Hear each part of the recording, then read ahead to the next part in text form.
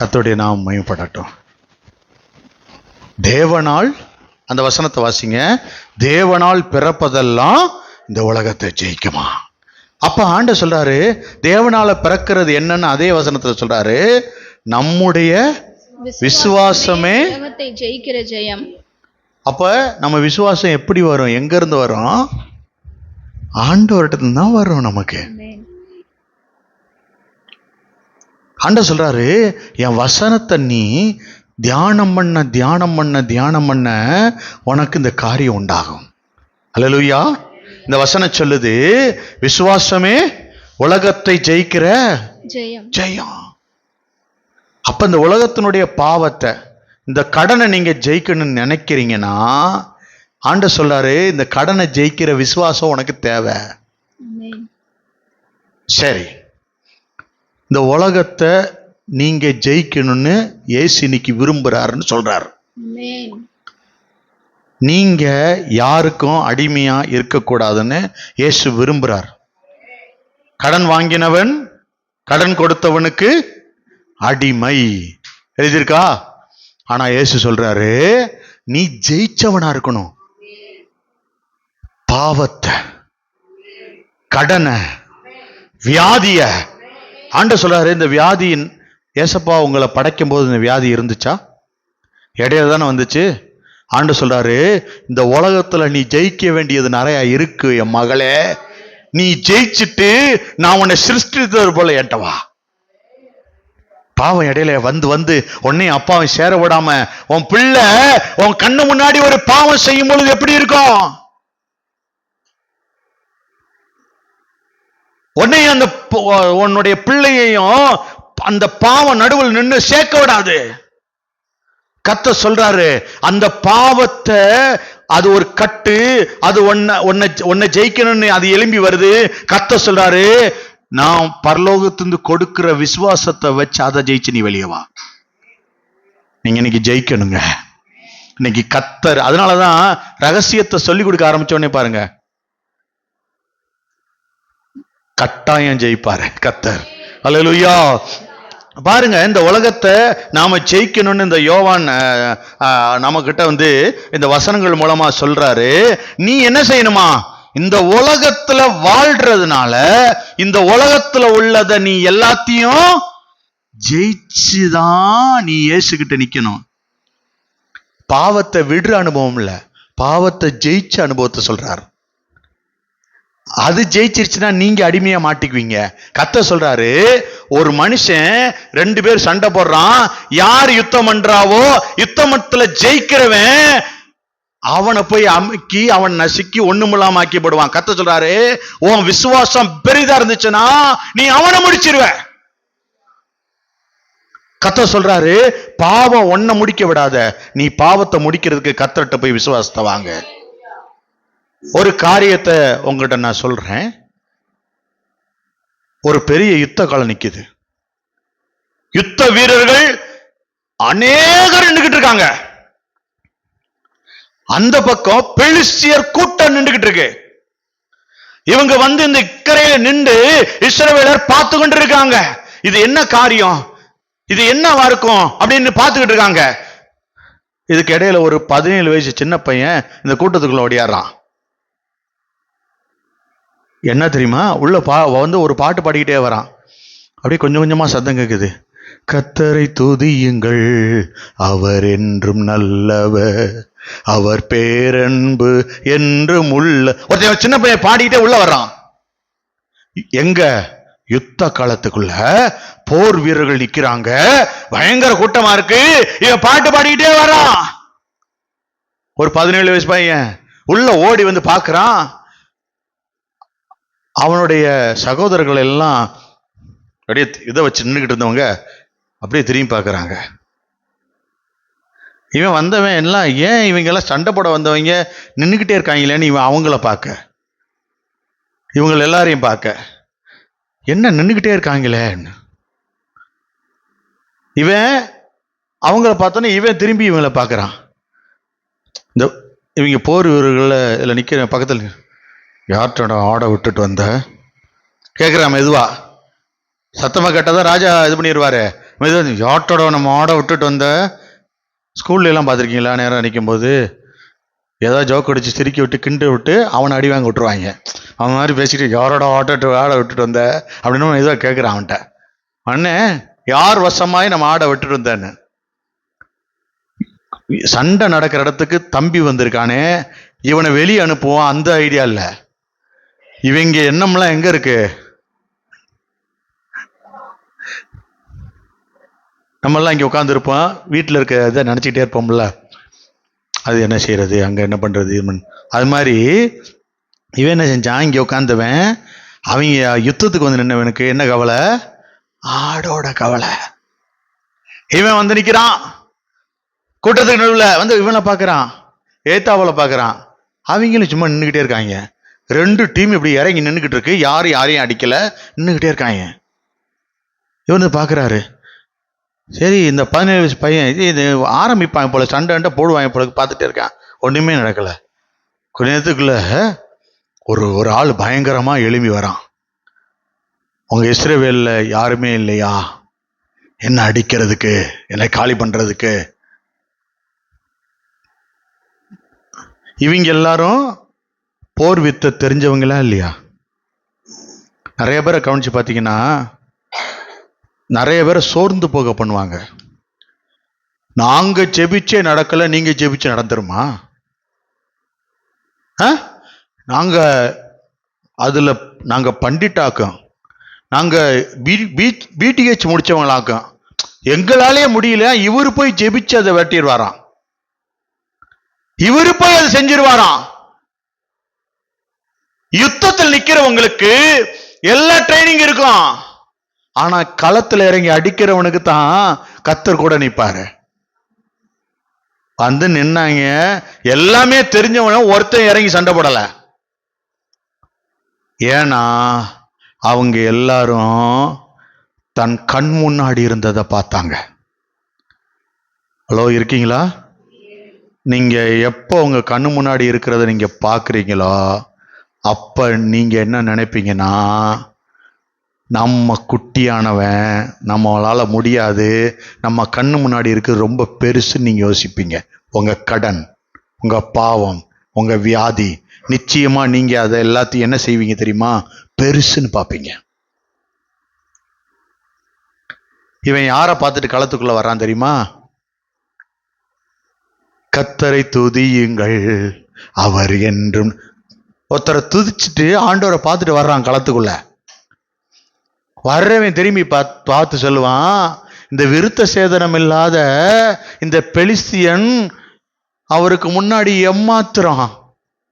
அவன் எதை பார்த்தான்? விசுவாசத்தை. எதையுமே அவன் நம்பல. வந்து நிக்கிறவனுடைய ஹைட்டையும் பிரச்சனையும், ஐயோ 1 லட்சம் கடை, ஐயோ 10 லட்சம் கடை. கடனை பார்க்காத, முடிக்கிறவரை பாரு. நீ எப்பயுமே பார்க்க வேண்டியது அவரை தான். இங்க பாருங்க, பிரச்சனையை பெருசா பார்க்கவே பார்க்காதீங்க. முதல்ல உலகத்தில் இருப்பவனிலும், இது வார்த்தைக்கு அர்த்தம் சொல்ல முடியுமா? வாயில தான் சொல்லுவீங்க. அதை கேட்ட உடனே கரங்கள்லாம் தட்டி, உணர்ச்சிசப்பட்டி, பக்கத்தில் உள்ளவங்களாம் தட்டி, அருமையான வசனம். என்ன வசனம்? என்ன வசனம்? அதான் சொன்னீங்களே, சொல்லிருங்க அதையும். உலகத்தில் இருப்பவனிலும் சொல்லுங்க, எனக்குள் சொல்லுங்களேன் எல்லாரும். எனக்குள்ள இருக்கிற பெரியவர். எப்படி சொல்றீங்க? கடனை கண்டு பயந்துட்டு வர்றேல, பிசாசு கண்டு பயப்படுறேல, உன் வியாதி கண்டு பயப்படுறேல, நீ எப்படி சொன்ன உனக்குள்ள இருக்கிற ஒரு பெரியவர்னு? எதை நீ பார்த்த? கோலியாத்த பார்த்தவன் இவன் சொல்றான், இவனை எங்க அப்பா முடிப்பாரா. அழகான வார்த்தை சொல்லுவான், இவன் ஏமாத்திரம். உன் பிரச்சனையை நினைச்சிருக்கிய? அப்படியே பார்த்தனே, அந்த அக்கா வீட்டு வாசல் நின்னோடனே உயிரே போயிடும். அவர் 2 ஹார்ன் அந்த பீன்னு அடிச்சாருன்னா, ஐயோ இன்னைக்கு கடன் கட்டணுமே, பினான்ஸ் கட்டணுமே, அது அவர் லோனை கட்டணுமே, அதை கட்டணுமே. முதல்ல வாசல்ல நிக்கிறவரை பார்க்கறதுக்கு முன்னாடி இவரை பாருங்க. இவரை வந்து இவன் டெய்லி பார்த்துட்டு அந்த களத்துக்குள்ள வந்ததுனால கோலியாத்து இவனுக்கு பெருசா தெரியல. நீ இவரை பார்த்துட்டு நீ போனேன்னா கடங்காரன் உனக்கு பெருசா தெரிய மாட்டான். உன் வியாதி உனக்கு பெருசா தெரியாது. உன் வியாதியை முடிக்கிற சிஸ்டர் சொன்னாங்க சாட்சி, ஜெபம் பண்ணிட்டு போயிருக்கேன், என்னைக்கு சுகமாச்சுன்னு கூட எனக்கு தெரியல. அப்படிதான் இருக்கும். ஆண்டவர் போன வாரம் என்ன சொன்னாரு? பேதுருவை தட்டி எழுப்பின உடனே என்ன நடந்துச்சான்? அவன் சொப்பனம் காண்றது போல வெளியே வந்துட்டானா. எனக்கு சுகமானதே தெரியாத அளவுக்கு நான் வெளியில போயிட்டேன். அதுதான் அப்பா. அவர் மகப்படுற வேதனை அவருக்கு மட்டும்தான் தெரியும். அவர் நடத்துற காரியம் அவருக்கு மட்டும்தான் தெரியும். நம்ம மனுஷனால உணரவே முடியாது. அழகா தூக்கிடுவார். உன் விசுவாசத்தை பார்த்துட்டேன், உன் வியாதியை தூக்குறேன்னு தூக்கிடுவாரு. உன் கடனை தூக்குறேன்னு தூக்கிடுவாரு. இங்க பாருங்க, இன்னைக்கு விசுவாசம் நமக்கு வேணும். இன்னைக்கு கர்த்தர் சொல்றாரு, உலகத்தில் இருப்பவனில நீ உலகத்துக்குள்ளதான் இருக்க, நீ உலகத்துல உள்ளது ஜெயிக்கணும். என் பிள்ளை தோத்தவனா பரலோகத்துக்குள்ள வரக்கூடாது. எத்தனை பேருக்கு புரியுது? நீங்க தோத்தவங்களா பரலோகத்துக்குள்ள வரக்கூடாதுன்னு இயேசு நினைக்கிறாரு. நீங்க ஜெயிச்சவங்களா வரணுமா? நீ இந்த உலகத்தை ஜெயிக்கணும். அதைத்தான் கர்த்தர் சொல்றாரு, உலகத்தில் இருப்பவனில எனக்குள்ள இருக்கிற பெரியவர் நீ சொல்றீல, எதெல்லாம் ஜெயிக்கணும்? கண்களின் இச்சை, 1 கொரிந்தியர்ல 2 கொரிந்தியர்ல எழுதியிருக்கல 4:4, கண்களின் இச்சை, மாம்சத்தின் இச்சை, ஜீவனத்தின் பெருமை, இதெல்லாம் உலகத்தில் உள்ளதான். கண்களின் இச்சை, கண்கள்ல பார்த்தோன்னே கண்ணுக்கு சந்தோஷமா இருக்குன்னா அந்த இதை வந்து திரும்ப திரும்ப திரும்ப திரும்ப போய் பார்க்கறது. திரும்ப திரும்ப கண்ணின் காரியத்தை கண்ணை சந்தோஷப்படுத்துறது. கர்த்தர் சொல்றாரு, அத நீ ஜெயிக்கணும். நீ தோத்தவனா நிக்காத, அந்த சீரியலை ஜெயிச்சவனா நீ வெளியே வா. என் பிள்ளை இந்த உலகத்தை ஜெயிச்சவனா நிக்க. இங்க பாருங்க, சாத்தான் வந்து அவன் இன்னும் என் பிள்ளைதான் சொல்லக்கூடாது. உங்களை ஏசு சொல்லணும், அவன் எல்லாத்தையும் ஜெயிச்சான், இப்ப அவன் ஏன் குமாரன், அவன் என்னுடைய குமாரத்தின்னு கர்த்தர் சொல்லணும். இந்த இஸ்ரவேலை, யூத கூட்டத்தை, எபிரேய கூட்டத்தை ஜெயிக்க என் பிள்ளையை கொண்டு போய் நான் பயன்படுத்துவேன் என்று கர்த்தர் துணிந்து நின்று சொல்லணும். உங்களை வச்சு அந்த எபிரேயர்களை மீட்டெடுப்பேன்னு சொல்லணும் கர்த்தர். அல்லேலூயா. கர்த்தர் அதை தான் விழுகிறாரு. நமக்கு எப்படிப்பட்ட விசுவாசம் தேவை? கிறிஸ்து இந்த உலகத்தை கண்டிப்பா மீட்டெடுக்கிறார்னு ஒரு நிச்சயம் சொல்லுவான், அதை முழுமையா நம்பணும். அல்லேலூயா. நம்முடைய விசுவாசமே உலகத்தை ஜெயிக்கிற ஜெயம். கர்த்தர் சொல்றாரு, கோலியாத்தை போல இருக்கிற பிரச்சனையை பார்க்காத, முதல்ல அங்க போய் அதை பார்க்காத. இப்ப உங்களுக்கு திரும்பவும் சொல்லி ஞாபகப்படுத்த சொல்றாரு. திரும்பவும் ஆண்டு சொல்றாரு, உன் பிரச்சனைய பெருசா பார்க்காத. என்னன்னா உன்னைய திசை திருப்பி அதை பார்க்க வைக்கிறான். உன் வியாதிய பார்க்காத, வியாதிய மாத்திரவரை பாரு. இங்க பாருங்க, அதுக்குத்தான் அந்த பெரும்பாடு உள்ள ஸ்திரியை சொல்றாரு, அவ கிட்ட போனதுக்கு அவன் முதல்ல தீர்மானம் எடுத்து ஃபாலோ பண்ணு, பின்னாடி போவேன்னா மாறணும்ல அந்த பிரச்சனை. அதுக்கு நம்ம என்ன செய்யணும்னா, அவர் பின்னாடி போனாதான் அதை ஜெயிக்க முடியும். இப்ப ஆண்டவர் சொல்றாரு, பரலோகத்துல இருந்து வர்றதுதான் உன்னை வந்து ஜெயிக்க வைக்குன்றாரு. அப்ப விசுவாசத்தை கேட்டு வாங்குவோமா? அதை வாங்கினா ஜெயிக்கலாமா? அதை வைத்து கர்த்தர் பல காரியங்களை வெற்றி சிறக்க பண்ணுவார். அல்லேலூயா, அல்லேலூயா. நம்முடைய விசுவாசம் நம்ம சாபத்தை உடைக்கும், தெரியுமா? நம்ம விசுவாசம் நம்ம பல சோதனைகள் இருந்து தப்பு வைக்கும். நம்முடைய விசுவாசம் பொல்லாதவன் கையிலிருந்து நம்மளை விடுதலை ஆக்குமா. எப்படி எழுதியிருக்கு? அழகா அநேக காரியங்களை கொடுத்திருக்கிறாங்க கர்த்தர். இன்னைக்கு சொல்றாங்க, உன் பாவத்தை, சாபத்தை உனக்கு உனக்கு உனக்கு பிசாசு கொண்டு வந்து உன்னை நெருக்கணும்னு, உன்னை கவலைக்குள்ள தள்ளணும்னு நினைக்கிறத, உன் விசுவாசம் நீ இயேசுவை நம்பி இருக்கிறேன்னு காட்டுறது வெளியே கொண்டு வந்துருமா. அதனால அவன் நெருக்குவானா. நான் இயேசுவை தான் தேடுறேன், அன்னைக்கு ஏன் பிரச்சனை? கர்த்தர் சொல்றாரு, விசுவாசத்தை விட்டுறாத, அதை மட்டும் விட்டுறாத, பிடிச்சு நில்லு. நீ இந்த உலகத்தை ஜெயிக்கிறவனா நீ வெளியே வரணும். அல்லேலூயா, அல்லேலூயா. சாத்தான் கொடுக்கிற காரியத்தை, வியாதிகளை நீங்க எதை வச்சு ஜெயிக்கணும்? அவருடைய தழும்புகளால நாங்க சுகமாகிறோம்னு அதை வச்சுதான் நீங்க ஜெயிக்கணும். அதை வச்சுட்டீங்கன்னா வரமாட்டான். தேவனுடைய வார்த்தை அது ஒரு அக்கினி. அந்த அக்கினி கிட்ட அவனால வர முடியாது, அவனால கிரியை செய்ய முடியாது. அவன் போராட்டத்துக்கு கர்த்தர் அவங்கிட்ட போராடுவான், முடிவை கர்த்தர் கூட பாரு. அவன் போராட்டத்தை பாதியிலேயே தோத்துட்டு ஓடுவான். அல்லேலூயா. கர்த்தர் சொல்றாரு, அப்படிப்பட்ட வலிமையை நான் என் பிள்ளைகளுக்கு கர்த்தர் கொடுப்பேன் என்று சொல்லுகிறார். நீங்க கர்த்தரை நோக்கி, மகிமையுள்ளவரை நோக்கி, மகத்துவமுள்ளவரை நோக்கி, சேனைகளின் அதிபதியை நோக்கி நீங்க பார்க்கும் பொழுது, உங்க விசுவாசத்தை விட்டுவிடாமல் நிற்கும் பொழுது, கர்த்தர் சொல்லுகிறாரு, கோலியாத்தை தாவீது முடிக்கும் போது 17 வயசு. அவன் வயசை பார்த்தானா திரும்பி? நம்ம குட்டி பையன், நம்ம போய் அப்படி ஏதாவது யோசிச்சானா? நமக்கு நிறைய யுத்தத்துல நமக்கு ட்ரைனிங் வேணும். நான் இப்படி ஜெபிக்கிற பாஸ்டர் போல நான் ஜெபிச்சாதான் விடுதலை நடக்கும்னு நினைச்சீங்கன்னா நீங்க தோத்து போறீங்கன்னு அர்த்தம். நீங்க ஜெபிக்கிற ஜெபத்தை இயேசு கேட்பார் நம்புனீங்கன்னா தான் நீங்க ஜெயிப்பீங்க. அவங்கள போல இவங்கள போல இல்ல, உங்களை போல நீங்க நின்னீங்கன்னா என் பிள்ளையா வந்திருக்குன்னு கூட்டுக்குவாரு, நடத்துவாரு. என் பிள்ளை தோக்க கூடாது நினைச்சுதானே இன்னைக்கு வெற்றியை கொடுக்கணும், நீ ஜெயிச்சு வாடான்றாரு. ஜெயிச்சு வந்துருங்க. கர்த்தர் கோலியாத்தை உங்களை கொண்டு வச்சு முடிக்கிறவரு. இன்றைக்கு உங்க விசுவாசத்தை, இந்த உலகத்தில் இருக்கிற காரியத்தை எல்லாவற்றையும் ஜெயிக்க வைக்கிறதுக்கு தேவன் தீர்மானம் பண்ணிட்டாரு. அல்லேலூயா. உங்க வெற்றி உங்க பக்கமாய் திரும்புகிறது. கர்த்தர் உங்க வெற்றியை உங்க கையிலே கொடுக்க போகிறார். நீங்க ஆண்டவரோட விசுவாசிங்கன்னா கர்த்தர் சொல்றாரு, ஒரு பெரிய விடுதலையை நான் கொடுப்பேன். யாருக்கு? விசுவாசிக்கிறவனுக்கு.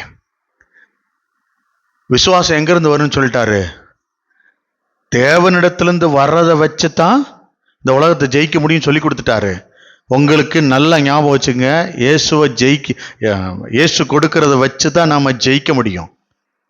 இயேசு கொடுக்கறத வச்சுதான் நாம எல்லா காரியத்திலையும் வெற்றி பெற முடியும். இயேசு சொல்றாரு, விசுவாசத்தை துவக்குகிறவரும் முடிக்கிறவரும் அவரே. அவர் தான் துவக்குவாரு. எது எப்படின்னா, சுவிசேஷங்கள், வேத வசனங்களை நாம தியானம் செய்ய கர்த்தர் நமக்கு அந்த விசுவாசத்தை பலப்படுத்துவார். அல்லேலூயா. உபாகமம் 33வது அதிகாரம் 7வது வசனத்தை ஒரு ஆதாரமா வாசிப்போம்.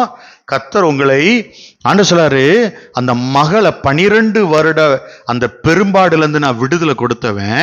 இன்னைக்கு உங்ககிட்ட ஒரு விடுதலைக்கு ஒரு காரியத்தை சொல்றேன். ஒரு வசனம். இன்னைக்கு உபாகமம் 33வது அதிகாரம் 7வது வசனம். அவன் யூதாவை குறித்து, கர்த்தாவே, யூதாவின் சத்தத்தை கேட்டு அவன் தன் ஜனத்தோடே திரும்ப சேர பண்ணும். அவன் கை பலக்க கடவது. அவனுடைய சத்துருக்களுக்கு அவனை நீங்களாக்கி விடுவிக்கிற சகாயராய் இருப்பீராக என்றான். எப்படியா? சத்துருக்களுக்கு விலக்கி. இப்ப நீங்க உங்களை பாவம் செய்ய, உங்களை கடன்ல விழத்தல்ல, உங்களை நொறுக்கிறதுக்கு நினைக்கிறான் பாருங்க, அவன் கையிலிருந்து உங்களை விடுதலையாக்குறதுக்கு கர்த்தர் வல்லவராக இருக்கிறார். அல்லேலூயா, அல்லேலூயா. பாருங்க, நீதிமொழிகள் 29ஆம் அதிகாரம் 5வது வசனம்.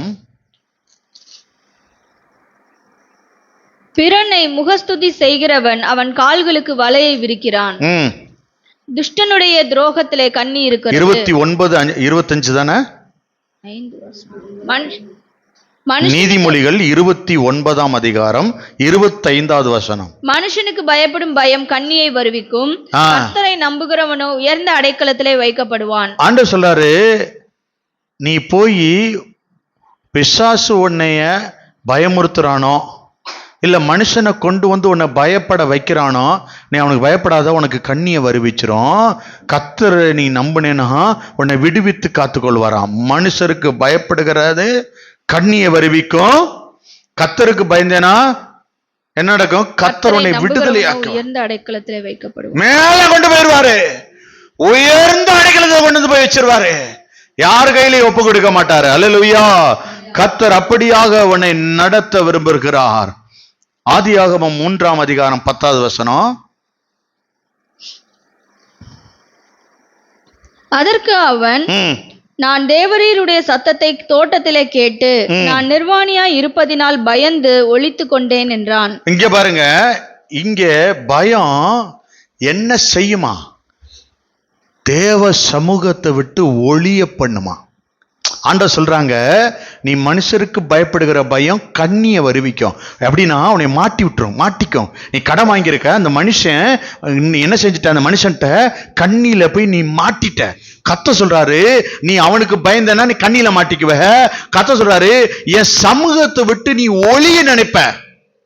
எதனால ஒரு மனுஷன் தேவனை பார்க்க மறுக்கிறான், தேவனை சந்திக்கிறத குறைக்கிறான், தேவனோட ஓடுறத நிக்கிறான்னா, அவனுடைய சத்தத்தை, பிசாசுனுடைய சத்தத்தை கேட்கிறான், பிசாசு வார்த்தைக்கு கீழ்ப்படுகிறான். அதனால என்ன செய்யறான், அவன் தேவ சமூகத்தொட்டு ஓடி போய் ஒளிஞ்சுகிறானா.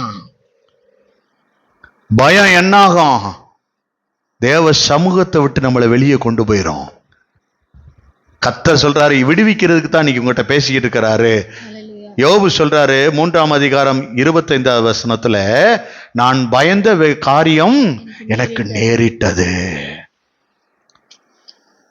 நான் விழுந்துருவேனோ, நான் மாட்டிக்குவனோ, அப்படி விசுவாசிக்காதீங்க. எனக்கு நடந்துருமோ விசுவாசிக்காதீங்க.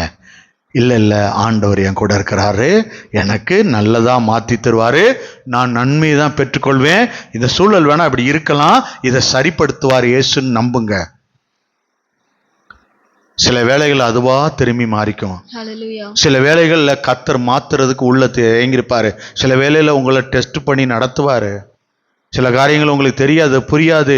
கர்த்தர் சாத்தான அங்க முழு கிரியை நடத்திட்டு இருக்கும்போது அவனை வந்து அடிக்கிறதுக்கு இறங்குவாரு. என்னவெல்லாம் நடக்கும். அல்லேலூயா.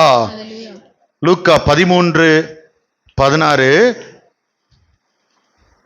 விடுதலை, விடுவிக்கிற கர்த்தர் சொல்றாரு, அவரை விசுவாசிச்சா, இதோ சாத்தான் 18 வருஷமாய் கட்டியிருந்த ஆபிரகாமின் குமார்த்தியாகிய இவளை ஓய்வு நாளில் இந்த கட்டிலிருந்து அவிழ்த்து விட வேண்டியதில்லையா என்றார். கட்டுகளில் இருந்து விடுதலை. ஆமென். எப்ப எப்ப? ஓய்வு நாள்ல. இன்னைக்கு சண்டே சர்வீஸ் அன்னைக்கு கர்த்தர் இன்னைக்கு உங்ககிட்ட பேசுறாரு. இந்த ஓய்வு நாள்ல சாத்தான் எந்த கட்டு கட்டியிருந்தாலும் இன்னைக்கு அந்த கட்டை இயேசு அவிழ்க்கிறாராம். விசுவாசிக்கிறவங்க மட்டும், விசுவாசிக்கிறவங்க மட்டும். ஆமென், ஆமென். கர்த்தர் விசுவாசிக்கிறவங்க வாழ்க்கையில அந்த கிரியை நடப்பிக்கிறார். அல்லேலூயா. கர்த்தர் பாருங்க அடுத்த காரியத்தை 2 பேதுரு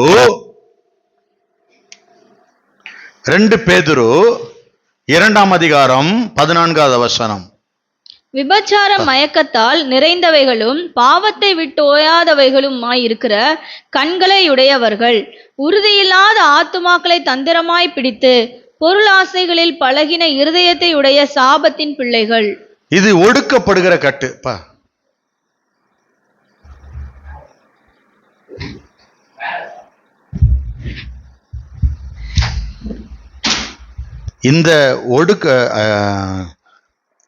இந்த ஒடுக்கமான கட்டுகள் இருந்து கர்த்தர் இந்த நாள்ல நம்மளை விடுவிக்க போகிறார். அல்லேலூயா. சிஸ்டர் லூக்கா 13ஆம் அதிகாரம் 11வது வசனம் வாசிங்க சிஸ்டர். லூக்கா, கர்த்தர் உங்க பக்கமா திரும்புறாரு, வாசிங்க. 11.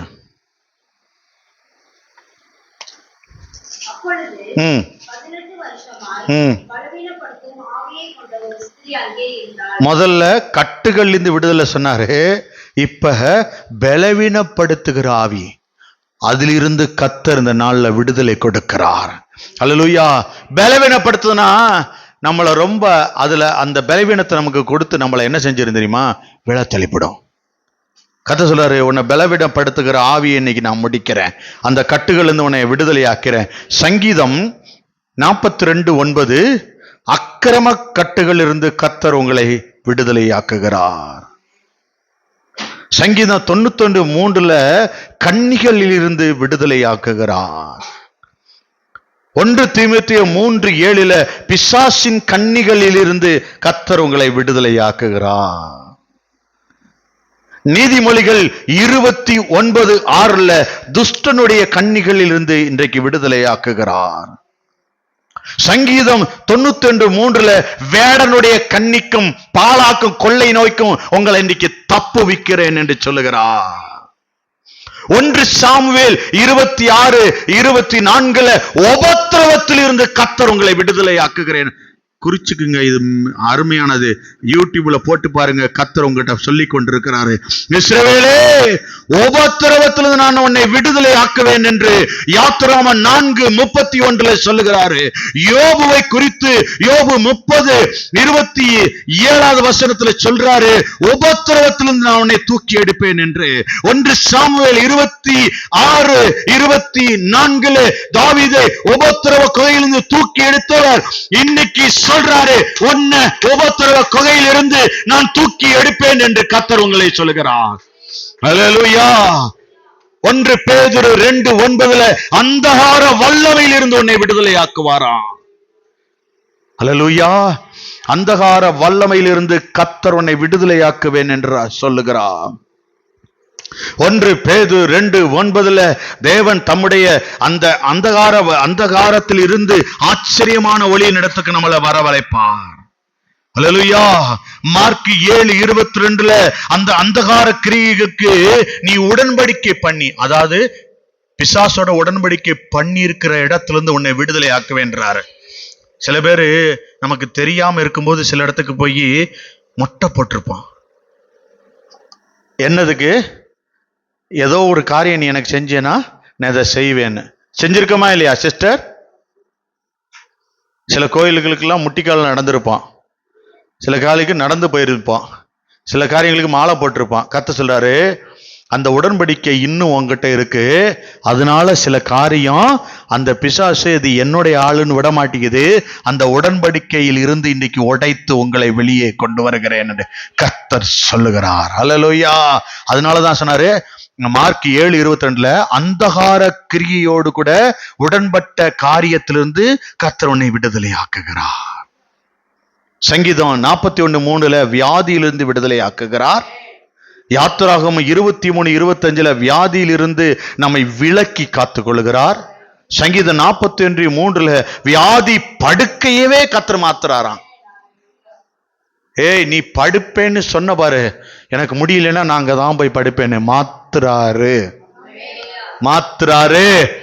அந்த இடத்த மாத்துறாரு. கர்த்தர் இடத்த மாத்துறாரு. அல்லேலூயா. வியாதி லூக்கா 7:21 உன் வியாதியை குணமாக்க போகிறார். சங்கீதம் 66:9 உன் ஆத்துமாவை குழியிலிருந்து விடுதலையாக்க போகிறார். சங்கீதம் 16:10 ஆத்துமாவை பாதாளத்தில் இறங்காதபடி தூக்கி எடுக்க போகிறார்.